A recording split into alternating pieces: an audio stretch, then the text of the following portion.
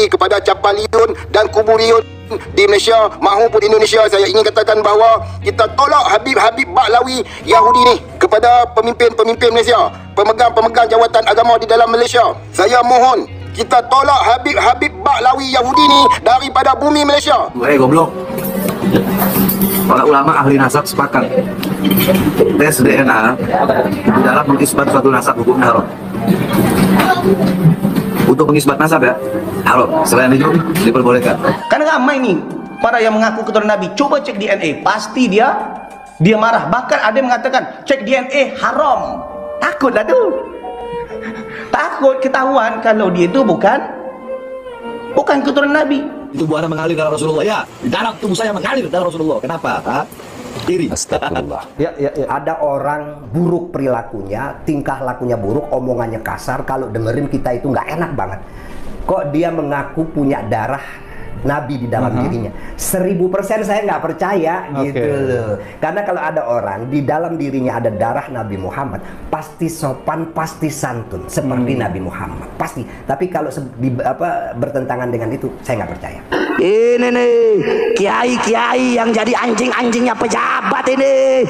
Kamu kera-kera bersorban, kamu ustadz jahanam, kamu kiai bangsat. Jadi kalau ada keturunan Rasulullah yang ngaku-ngaku keturunan Rasulullah mencaci maki orang dengan sebutan binatang, nah itu namanya kera-kera bersorban. Kalau ada ulama kayak gitu panggil kiai monyet, guru monyet. Ada Habib begitu, Habib monyet.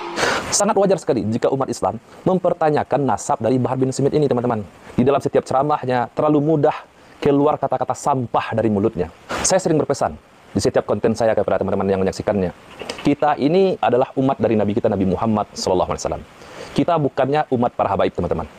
Jadi seandainya meskipun teman-teman mereka dari golongan para habaib ini, darah mereka tersambung kepada Rasulullah, tapi ajarannya jika tidak sesuai dengan ajaran Nabi kita, Nabi Muhammad SAW, maka wajib kita tinggalkan mereka, teman-teman. Ba'alwi itu keturunan Imam Ubaidillah bin Ahmad bin Isa. Imam Ubaidillah itu adalah keturunan Nabi kita Sayyiduna Muhammad Sallallahu Alaihi Wasallam.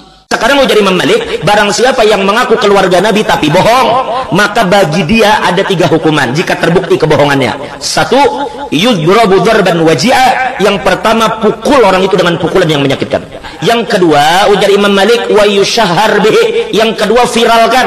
Yang ketiga, yuhbasu tawila hatta tazhara taubatuhu. Yang ketiga, penjara dia dengan waktu yang lama.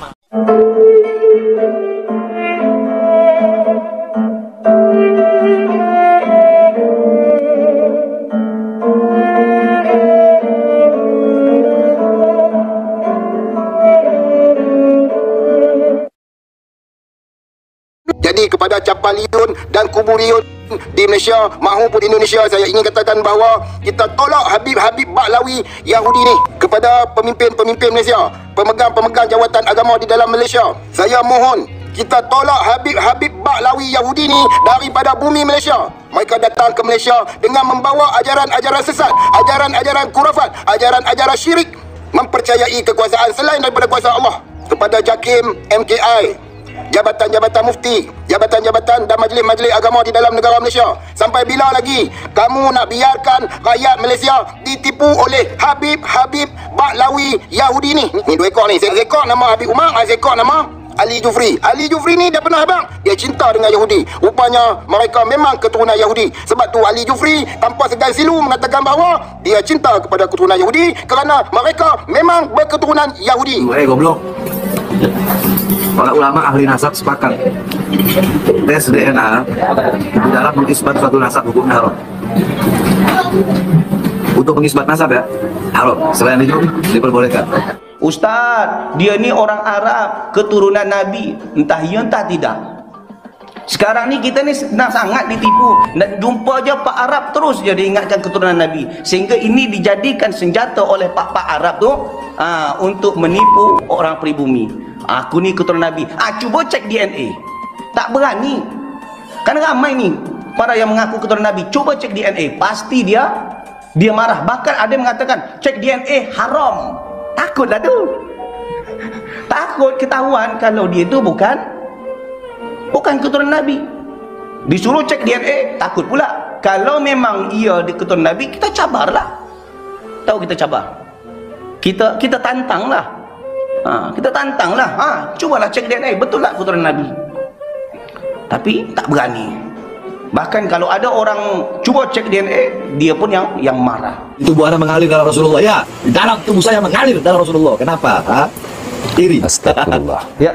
Ada orang buruk perilakunya, tingkah lakunya buruk, omongannya kasar. Kalau dengerin kita itu nggak enak banget. Kok dia mengaku punya darah Nabi di dalam dirinya? 1000% saya nggak percaya gitu loh. Karena kalau ada orang di dalam dirinya ada darah Nabi Muhammad, pasti sopan, pasti santun seperti Nabi Muhammad, pasti. Tapi kalau bertentangan dengan itu, saya nggak percaya. Ini nih kiai-kiai yang jadi anjing-anjingnya pejabat ini. Kamu kera-kera bersorban, kamu ustadz jahanam, kamu kiai bangsat.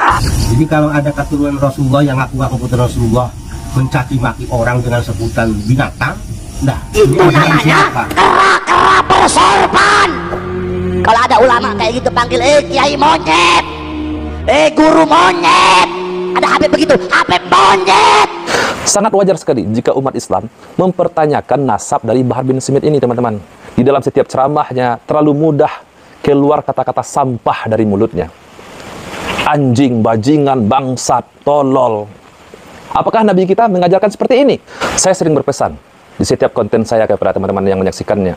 Kita ini adalah umat dari Nabi kita, Nabi Muhammad SAW. Kita bukannya umat para habaib, teman-teman. Jadi seandainya meskipun teman-teman mereka dari golongan para habaib ini, darah mereka tersambung kepada Rasulullah, tapi ajarannya jika tidak sesuai dengan ajaran Nabi kita Nabi Muhammad SAW, maka wajib kita tinggalkan mereka, teman-teman. Begitu juga dengan sebaliknya, seandainya teman-teman, meskipun seandainya mereka ini tidak terbukti zuriat Nabi kita Nabi Muhammad, tapi jika ajaran yang mereka ajarkan kepada umat ini sesuai dengan Al-Quran, As-Sunnah, dan bagaimana para sahabat memahaminya, maka kita wajib untuk ikuti, teman-teman.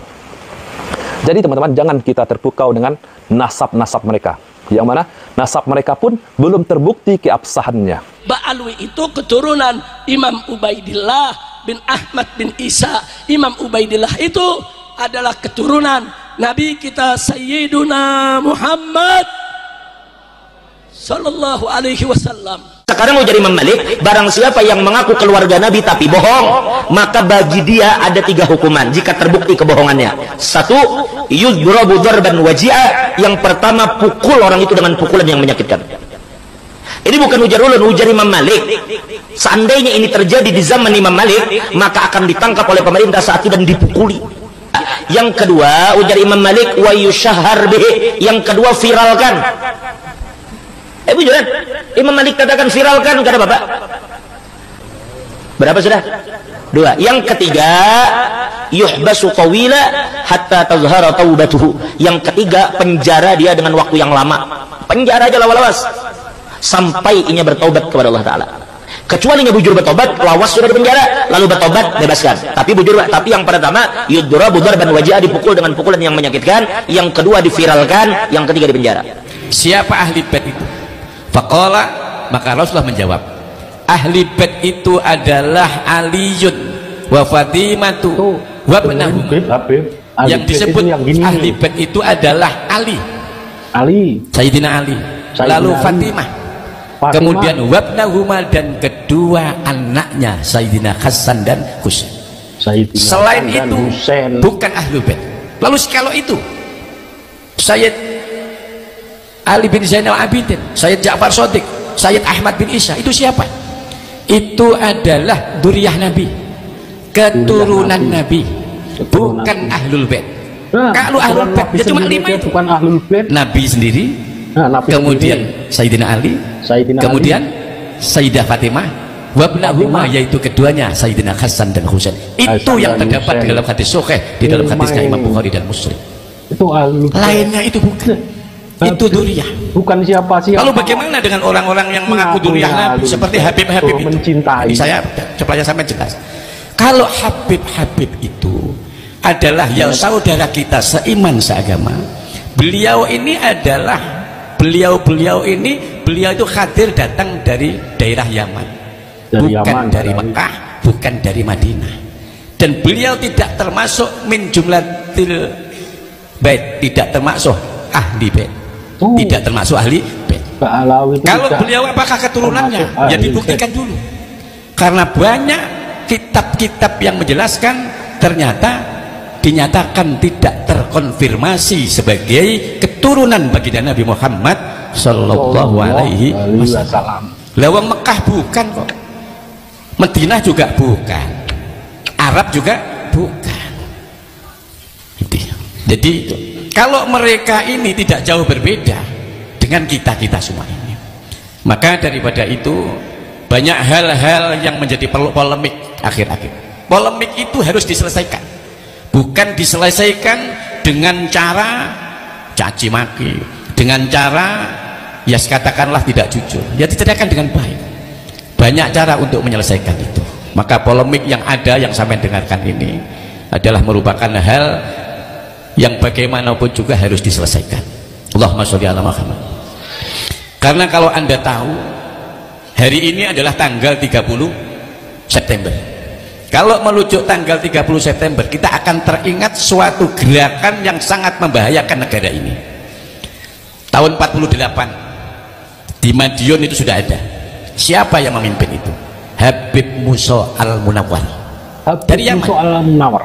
65 mau menghancurkan negara ini. Siapa itu? Namanya DNAIDID. D-nya itu Dipa, N-nya itu Nusantara, Ahmad Al-Aidid. Dari mana itu? Itu juga dari Yaman.